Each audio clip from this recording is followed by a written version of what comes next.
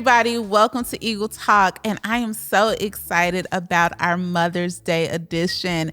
I'm back. If you haven't noticed, my bae has been holding it down the past couple weeks, interviewing some of our male entrepreneur friends, but this week it's Ladies' Day. So I'm here with two of my good friends, Melissa Bryant and Dana Rowland. Hey, y'all. Hey. And this is a special Mother's Day edition. And we all have a friendship that has developed through our life group.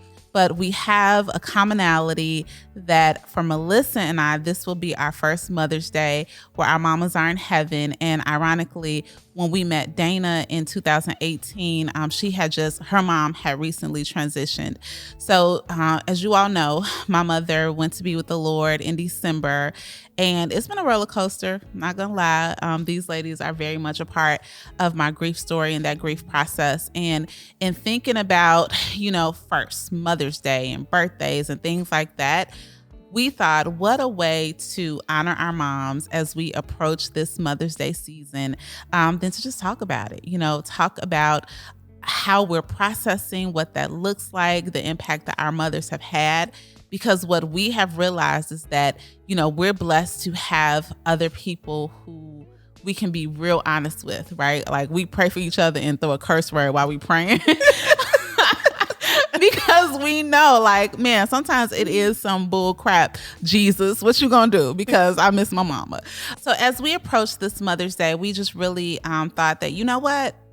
We're not gonna hide from these feelings. We're gonna feel it all. We're gonna feel it together. And we're just gonna talk about our process and just what that looks like and celebrate our moms.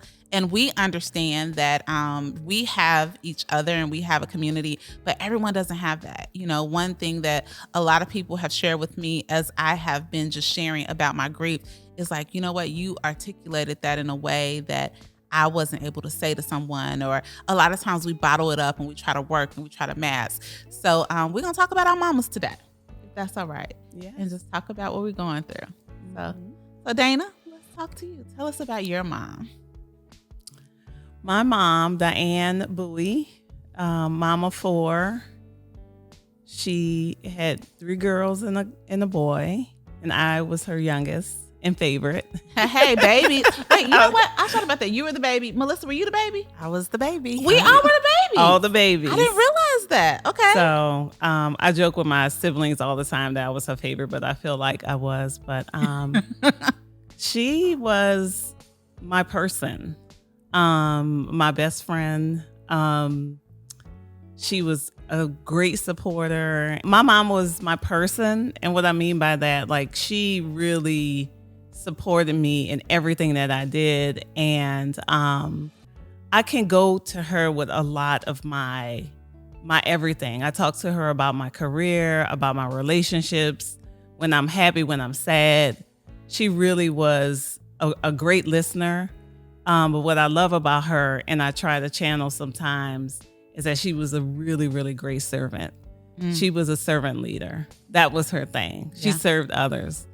And so I miss her dearly. I think about her literally every day. There's not a day that goes by that I don't think about her. And I just think about the conversations that I'm missing out on. Yeah. There's a lot of stuff that I just want to talk to her about. But I'm comforted in knowing that she is in a much better place. Yeah. So. And you have that comfort because mama was a believer. Yes, absolutely. She loved Jesus. And she gave that to us. And I appreciate it more than anything now. All the days that she drove us to church and made us sing in the children's choir. And not only that, she also instilled that into the grandchildren. She made sure that we knew the Lord. And that was the greatest gift that she could have left for us. Yeah. That was her legacy. That's awesome. That's wonderful. No, she's looking down. She's here. Mel. So my mother, Jesus Morrison, she's the mother of 4 beautiful children, 2 boys and 2 girls. I am the youngest, and as Dana says, the baby and the favorite. Yes. But talking about my mom, she lived a life of sacrifices.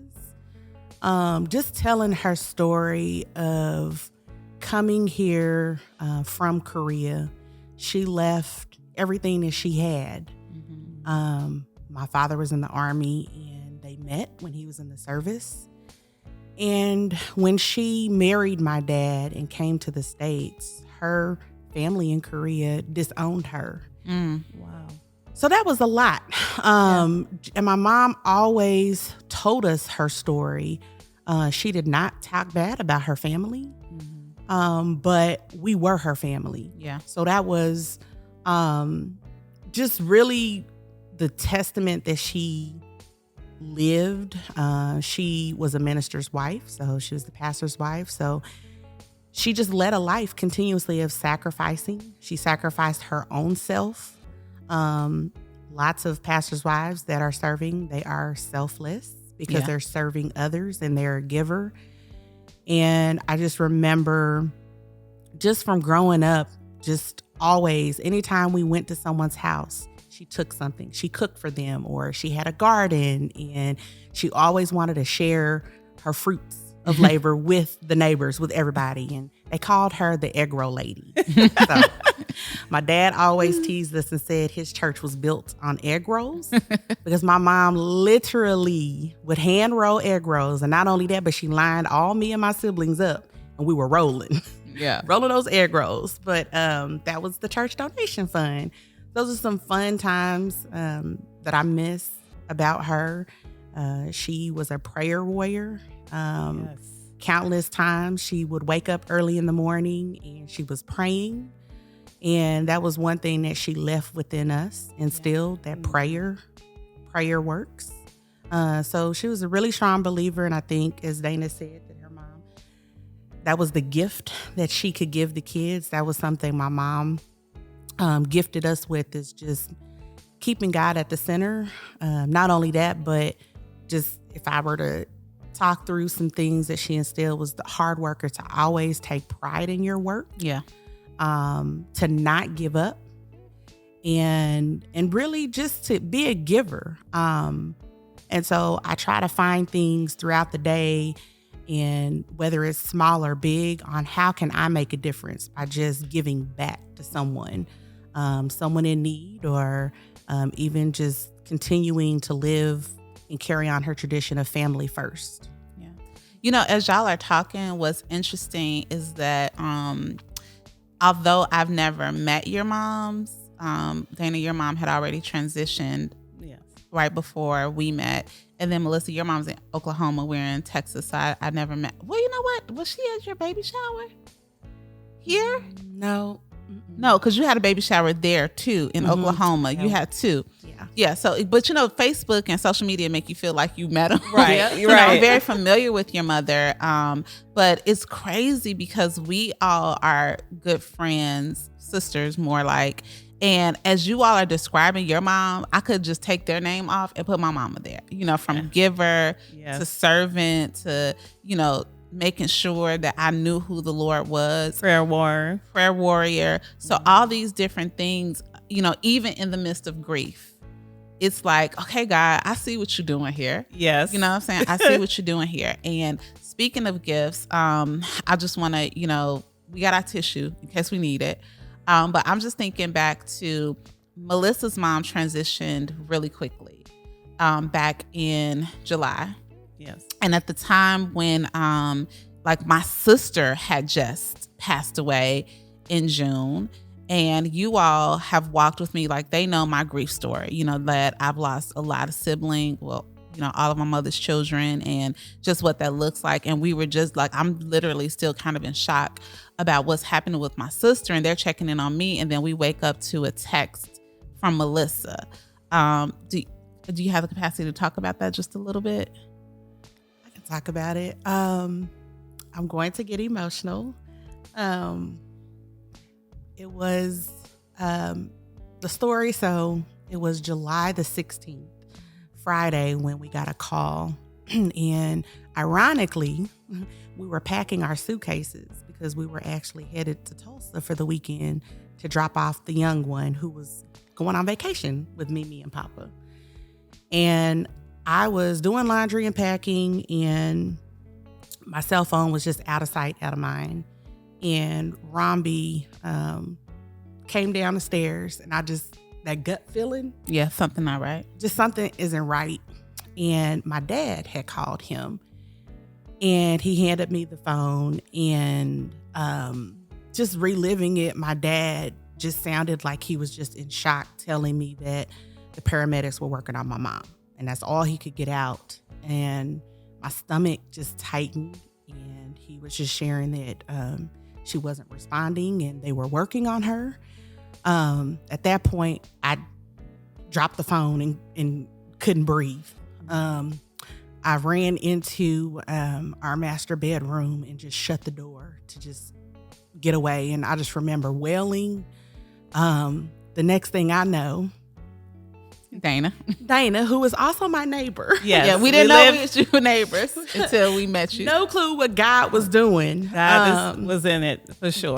He placed us next to each other for a reason. Absolutely. Yes.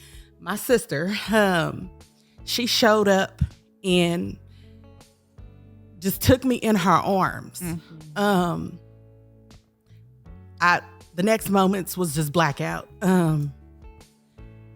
Between just not being able to breathe, and it was just that feeling.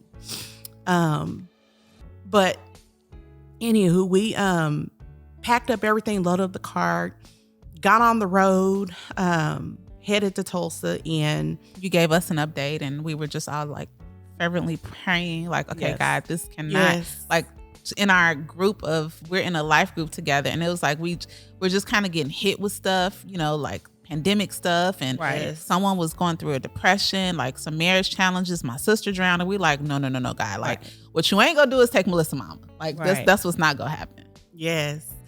I would say that was the longest car ride. So from here to Tulsa, it's about 3.5 hours.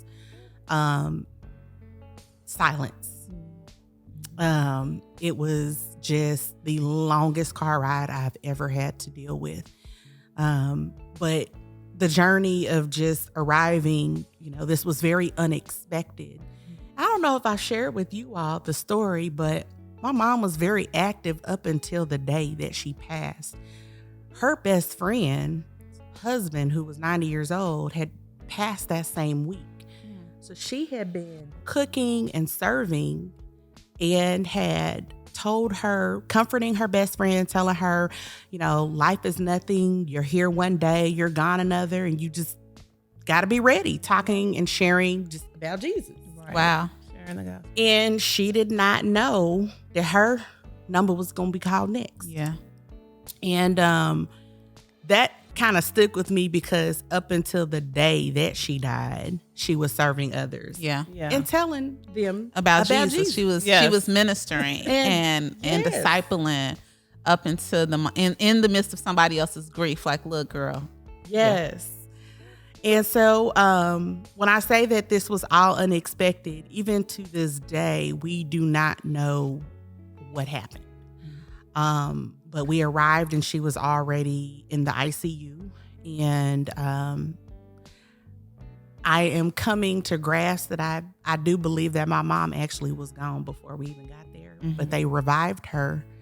And what was keeping her alive was just the oxygen, the ventilator that was pumping. The beautiful thing about it is, although I did not get to have those last conversations with her, she held out long enough for all of my siblings. So we are all over the country. Wow. Between Arizona, Florida, Nevada, all of my siblings flew in the following day on Saturday. And we just prayed and prayed for a miracle. And the prayer that I was praying was just, Lord, you're a miracle worker. Bring her back, I'm not ready. I'm not ready for her to go. Yeah. Right. Yeah. Let's be real. It's about me. Right. It's not me. time. She might be evangelizing about life is a vapor, but look. I mean, yeah. And then our prayers then turned to, okay, we got to wait for Monica. Monica is my older sister. She's the first daughter.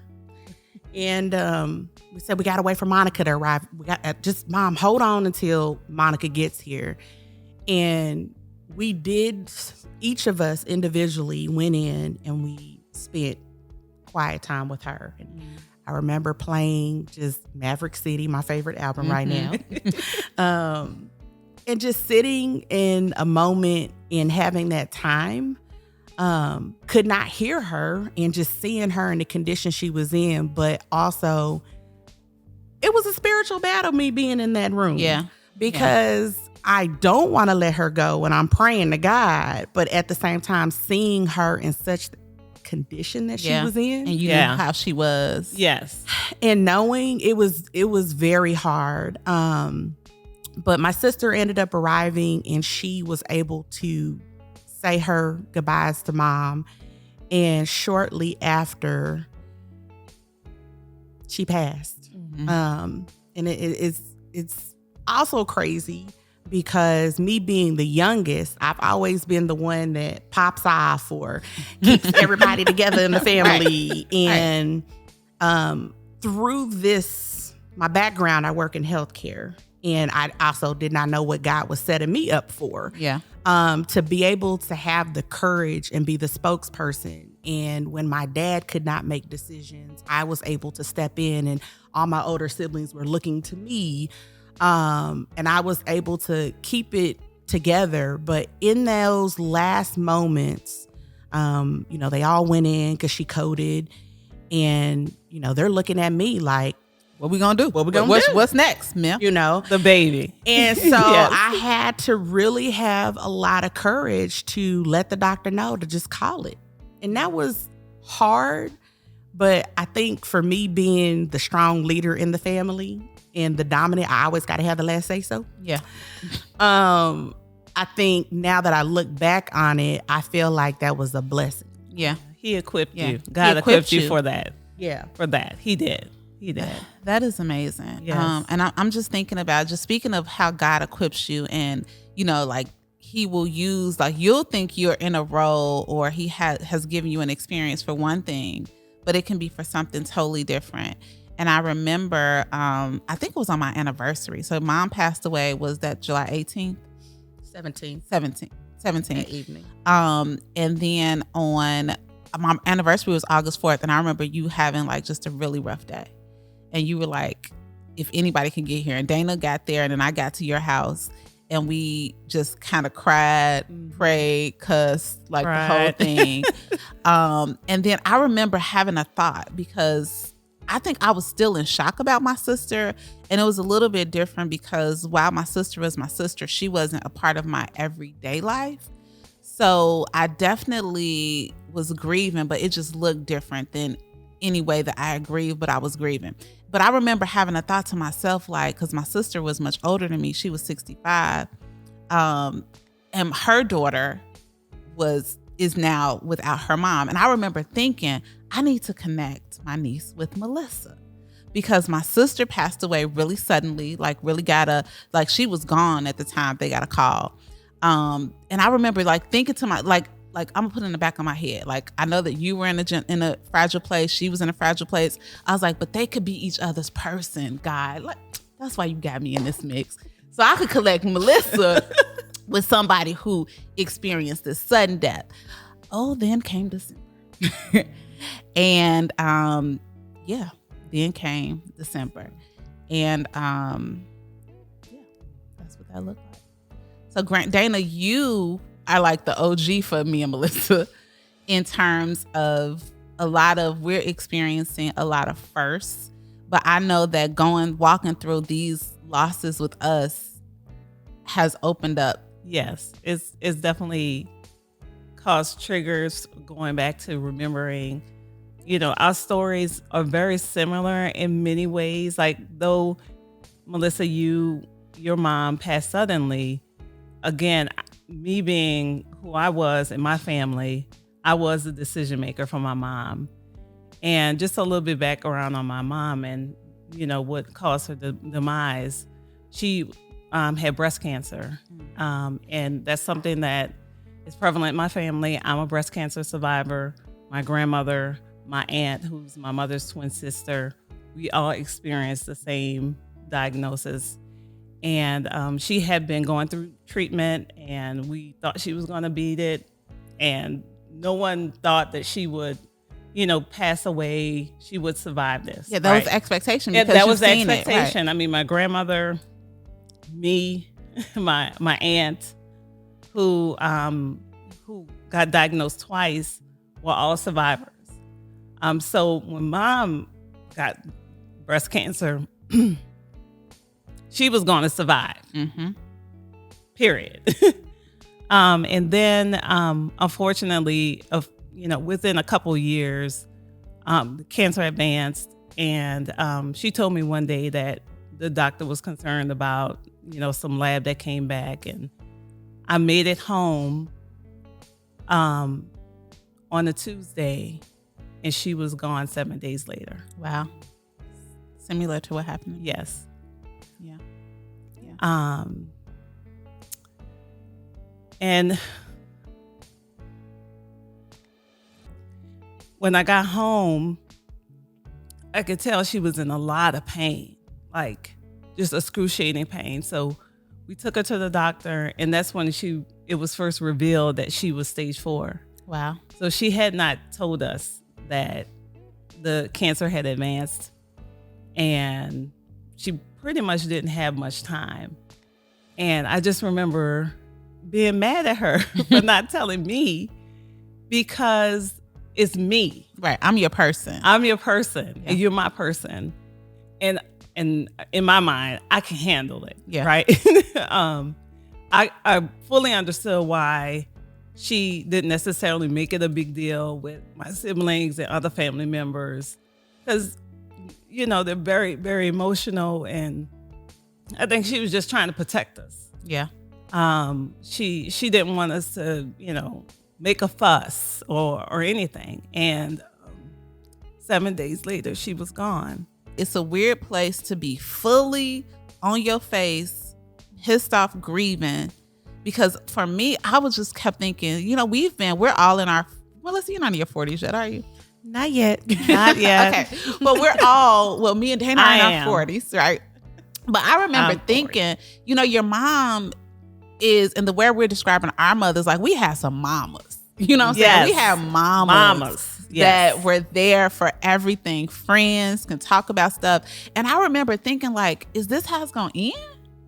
I remember thinking that, like, this is it. Like, this person has been with me for 41 years, Yeah. right?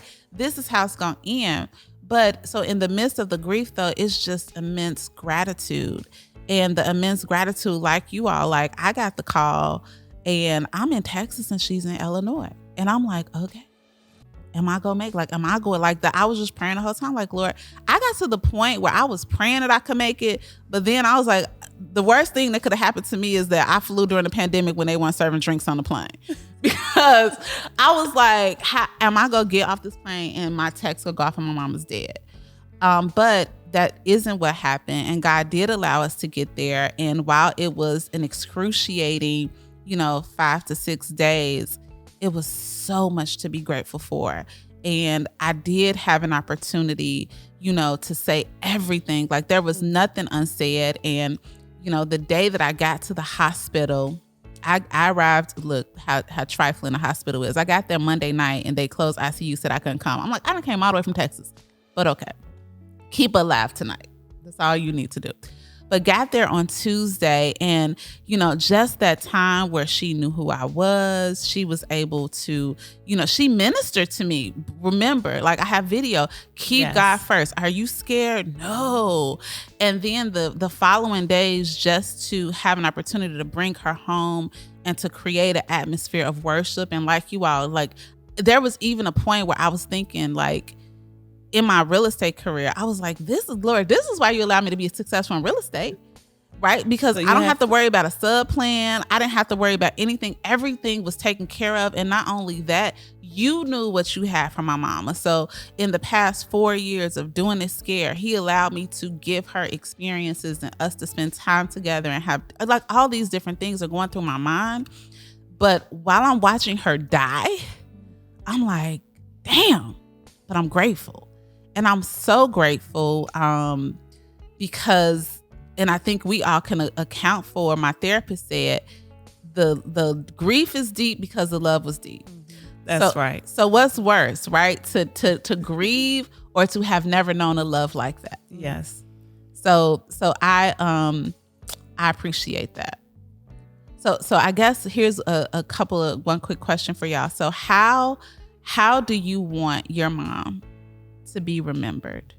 Or what do you do now to remember her, to celebrate who she is in your life and what her legacy will be for you? For me, I've always been trying to represent my mom. I remember when I was younger, whenever I go somewhere, she would say, "Don't forget you representing me." And that kept me in line. It really did. I was just like, I don't want to embarrass my mom. But for me, I just want everyone to know who she was in within me. Like, when you see me show up and I'm always smiling, that's my mama. Yeah. When you see me, asking if anyone needs something, or if we're serving, or if we open up our home, my mom was that person. And so you are the hostess with the mostest. She would be proud. She would be so into it. She would love it. For me, it's just representing her well. Just me knowing that, I'm a Christian. I love God. I love my family. I love my friends. I love deep. Yeah. That was my mom, and that's her legacy. And that's why I try to emulate all the time. What about you? What was the question? I know. I was going on and on. I got so lost in Dana's answer. The question was, I think the question was, right. How do you want her to be remembered? How do you keep her legacy going? What keeps you close to her and her spirit close in your home? I would say I want my mom to be remembered through me. When family and friends or people I work with, that they can recognize that there's a little piece of my mom in me. So what does that look like would be family. That I am always about family first, will do anything for my family. Second would be, obviously, first is God. So God at the first. But being a great wife, my mom has taught me so many lessons in terms of what a good wife should be in serving her husband. And to this day, I feel like I could never, ever be the good wife that my mom was to my dad. You could roll them egg rolls. Right? and I've had Melissa's egg rolls, and let me tell you. But I'm trying to figure out why I never had them. Well, you don't live 2 doors down, so that's why. It's all about family, being, the best wife that you can be, the best mother that you could be, and being a giver. And that doesn't mean a giver of finances. It can be a giver of your talent, a giver of friendship, a giver of just being able to be there for others in the capacity that they need you to be in. So meeting others where they are. So my mom did not discriminate. And so I just inspire to be more like her, to where I can also do that. I think for me, there's so much there, but I'm just kind of like, she was here. You know what I'm saying? Like I just want to scream out like, my mom was here. Don't forget about my mom. And but like you all, it's just like, okay, what part? So randomly, when I do laundry, I feel close to her. My mama loved doing laundry. And I don't like doing laundry, but I went through a little spurt where I'm just in to wash all these clothes because my mama would love to. But then she would be mad at me because I don't be folding right away. I wait for the cleaning lady to come fold. But my mother was 2 things. She definitely was a lover of people. She loved on people well, really well, like and a giver too. But like she would always say, you can't be giving, right? So she would give people these, like if she knew y'all kids, she would give them some little mismatch outfits for Christmas based on what she got on sale at Kohl's, and fixing pies. Like one time she cooked for our life group. Like she just loved people well and met them where they were. But one thing that my mom also did well was she suffered well. And you all know, and I've shared on this platform, my mother buried 3 children, her own children, and her grandson, who was like a brother to me, was murdered. And, that is my kind of model for how I am processing what I'm going through, because she lost so much, right? And I remember one time I told her, this is funny. I was like, one thing, Mama, I just, I've been praying to God, like, that he just keep me healthy, because I don't know if you can handle if something happened to me. And she's like, don't be putting that on me. Like, he got me through the rest of it. He'll get me through this. But she suffered well. So she didn't pretend or hide her grief, but she gave God the glory in all of it. And I think that's where I get a level of transparency and honesty. I'm praying to, making sure God give me discernment. He didn't always give me discernment, or I wasn't always listening to the discernment on how honest I should be with everybody. But just being able to model, like, life may look like this, but on the end, this is why I want to do this episode. Someone told me, are you really getting along really good? Yeah, I bawl my eyes out pretty much every morning, right. but that's a part of the process, and I'm not hiding that. And for me, that's who she was. Like, life doesn't have to be great in every millisecond, but it can be honest in all of that. So yeah, well, ladies, thank you. I do have one last question though. Because I know that we have each other, we have, our spouses, we have healthy community. And even though we have all that, some days it feels like grief can take you smooth out. Oh, yes. And I just think often about those who don't have those resources, or it just seems like the pain is so overwhelming that we can't see our way out. And that could be the loss of a mom. That could be the loss of, anyone you love. And especially in this time, like before, I never understood like the impact of having a Mother's Day when your mama not here. Yeah. So what would you say, and one or both of you can answer this, but what life can you speak into that person that just feels like, I will never be the same because of what I'm going through? What can you say to them? They just feel dismal. I would say, and I'm still grieving, and I will always be grieving the loss of my mom. Right. It's not something that you check off the list and you can speed up the process. I would say be kind to your own self, to show yourself grace. There are many days that I am still lonely. I have my community. I have great husband. I have family, great support system. But there is still a feeling of loneliness that I have. And coming to the terms to just understanding that everyone grieves differently. So don't compare yourself to others. And you may see, like Rosemary said, people see her on the outside and think, oh, she's doing fine. Everyone grieves very differently, and you have to find what works for you. Right. You might go through 10 counselors, grievance counselors.